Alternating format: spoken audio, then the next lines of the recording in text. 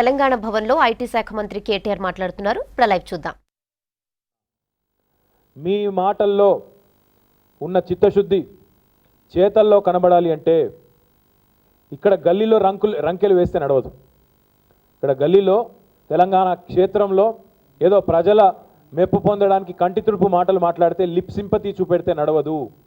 This is not the time for lip sympathy. మీకు చిత్తశుద్ధి ఉంటే తక్షణమే బయలుదేరి ఢిల్లీకి పొండి.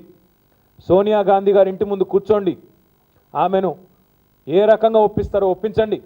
కాంగ్రెస్ పార్టీకి రాజ్యసభలో మెజారిటీ ఉన్నది. 68 సంఖ్య కాంగ్రెస్ పార్టీకి ఉన్నది. 10 మంది నామినేటెడ్ సభ్యులు కూడా మీకున్నారు. మీరు నామినేట్ చేసిన వాళ్ళే ఉన్నారు. కాబట్టి మీకు మెజారిటీ ఈరోజు రాజ్యసభలో కాంగ్రెస్ పార్టీకి ఉన్నది.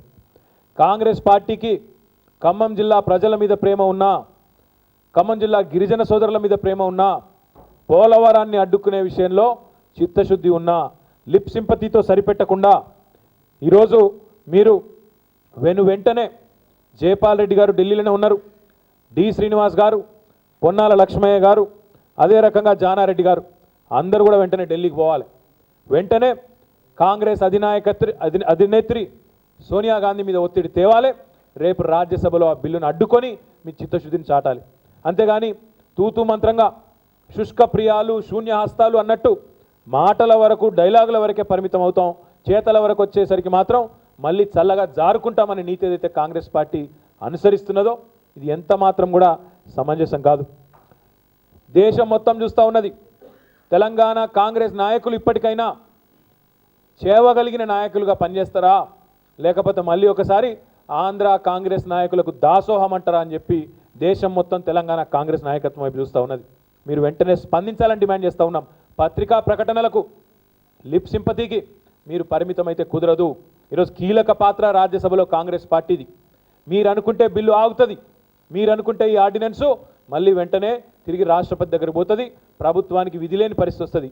రాజ్యసభలో తప్పకుండా టీఆర్ఎస్ పార్టీకి ఒక్క పార్లమెంట్ సభ్యుడు ఉన్నారు, మా కేశవరావు గారు. కానీ మేము స్పష్టంగా చెప్తున్నాం, టీఆర్ఎస్ పార్టీ తన పాత్ర పోషిస్తుంది. ఖచ్చితంగా వ్యతిరేకతను ఎలుగెత్తి చాటుతాం. ఒక్కడున్నా తప్పకుండా గంగిగోవు పాలు గరిటెడైన చాలన్నట్టు మా కేశవరావు గారు రేపు ఖచ్చితంగా పట్టుబడతారు. తప్పకుండా ఓటింగ్ కోసం కూడా మేము పట్టుబడతాం. రేపు రాజ్యసభలో ఓటింగ్తో ఎవరి రంగేందో బయటపడుతుంది. రాజ్యసభలో ఎవరు ఎటువైపు అందరి రంగులు బయటపడతాయి, అందరి బాగోతాలు బయటపడతాయి. అదేవిధంగా నేను తెలుగుదేశం పార్టీకి సంబంధించిన పార్లమెంట్ సభ్యులు, రాజ్యసభ సభ్యులు ఉన్నారు. తెలుగుదేశం పార్టీకి ఈరోజు ఆరుగురు రాజ్యసభ సభ్యులు ఉంటే అందులో 3 తెలంగాణ వారు ఉన్నారు.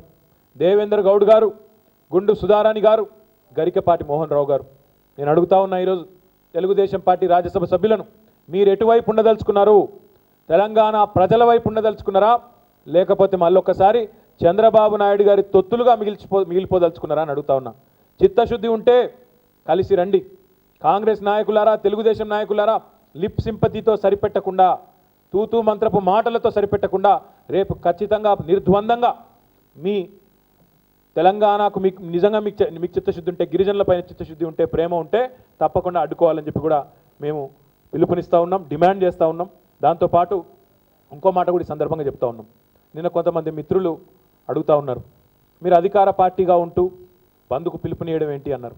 నేను అడుగుతా ఉన్నా వారిని, మరి ఏం చేయాలి టీఆర్ఎస్ పార్టీ? ఈరోజు మందబలంతో అప్రజాస్వామికంగా నిరంకుశంగా కేంద్ర ప్రభుత్వం ప్రవర్తిస్తూ ఉంటే, 2 లక్షల మంది గిరిజనులను ముంచే ప్రయత్నం చేస్తూ ఉంటే, ఒక్క ఇరిగేషన్ ప్రాజెక్టు, అది కూడా మా ముఖ్యమంత్రి గారు చాలా స్పష్టంగా చెప్పినారు, మేము ప్రాజెక్టుకు వ్యతిరేకం కాదు, ఆ ప్రాజెక్టు ప్రస్తుతం ఉన్న డిజైన్కు వ్యతిరేకం అని చెప్పినాం. డిజైన్ మార్చండి.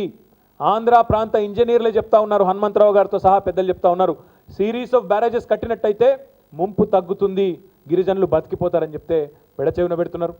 నీళ్ళు ఇవ్వడానికి మేము వ్యతిరేకం కాదు, న్యాయబద్ధంగా ఆంధ్రాకు రావాల్సిన వాటాను తీసుకోండి, మేము కాదనడం లేదు.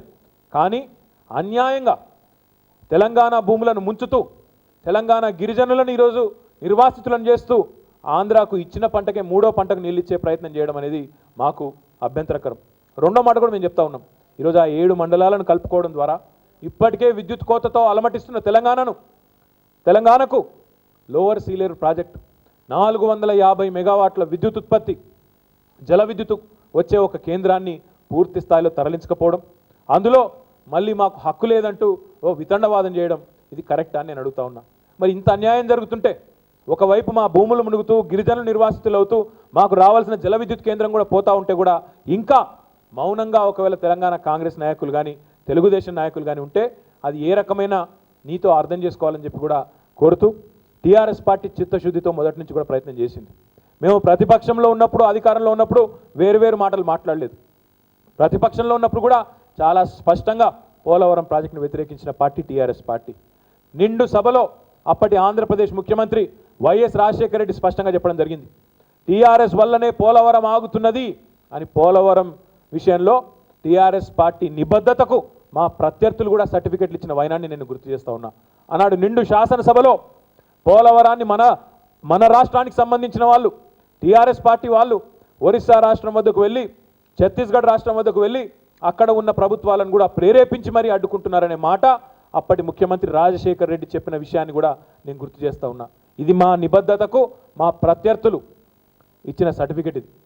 ఇది టీఆర్ఎస్ కేవలం వీధి పోరాటాలు మాత్రమే చేయలేదు, న్యాయ పోరాటం చేసింది. పోలవరాన్ని ఇన్ని రోజులు ఆపకుండా అడ్డుకున్నది కట్టకుండా అడ్డుకున్నది టీఆర్ఎస్ పార్టీనే. న్యాయ పోరాటం చేయడం జరిగింది. అది తెలంగాణ జాగృతి రూపంలో కానీ లేదా టీఆర్ఎస్ పార్టీ రూపంలో కానీ ఒరిస్సా ఛత్తీస్గఢ్ ముఖ్యమంత్రుల వద్దకు వెళ్ళి ప్రతినిధి బృందాలు పోయి వారికి ఈ ప్రాజెక్టు వల్ల కలిగే ఇబ్బందిని వివరించి విడమర్చి వారి మద్దతు కూడా కూడగట్టింది టీఆర్ఎస్ పార్టీ. మేము అధికారంలో ఉన్నప్పుడు ఒక మాట, ప్రతిపక్షంలో ఉన్నప్పుడు ఇంకో మాట చెప్పేవాళ్ళం కాదు. అందుకే ఈరోజు మళ్ళీ డిమాండ్ చేస్తూ ఉన్నాం, నిజంగా చిత్తశుద్ధి ఉంటే కాంగ్రెస్ నాయకులారా, తెలంగాణ కాంగ్రెస్ నాయకులారా, తూతూ మంత్రపు ప్రకటనలతో సరిపెట్టకుండా శుష్క ప్రియాలు శూన్యాస్తాలు అన్నట్టుగా కాకుండా సోనియా గాంధీ ఇంటి ముందు ధర్నా చేసైనా సరే రేపు పార్లమెంటులో రాజ్యసభలో ఈ బిల్లును అడ్డుకోవాలని చెప్పి డిమాండ్ చేస్తున్నాం. జయపాల్ రెడ్డి, పొన్నాల లక్ష్మయ్య, జానారెడ్డి, డి శ్రీనివాస్ మీ